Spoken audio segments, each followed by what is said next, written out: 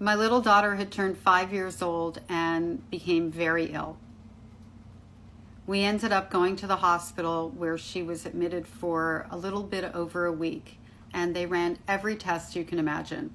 Like from injecting her with dye for an x-ray, which is very painful, to biopsies, to she was having blood work constantly because her blood wasn't clotting, and they didn't know what was wrong. And when they discharged us, they told us it was a virus.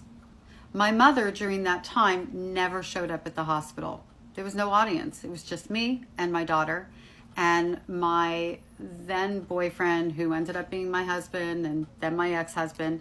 He came every day. He was there constantly. He was my rock. I took my daughter to a pediatrician who referred us to another doctor appointment, and when I turned up at that doctor appointment, it was in a hospital. And it was the pediatric oncology unit. They were looking for leukemia. I had no idea prior to getting there that that's what we were going in for. I called my mother. That's what we do. She said, call me when the test is done. There was no audience for her to show up for.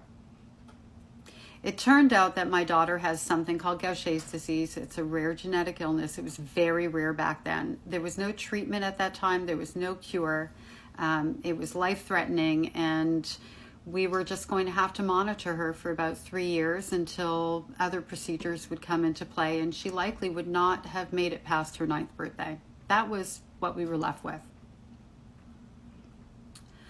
My mother called me and said, let's take her to Boston, let's fly her there, let's have more tests, let's do this, let's do that. We had the test results, and they were actually being monitored by the lab in Boston because it was the only facility that was looking for a treatment or a cure associated with this disease.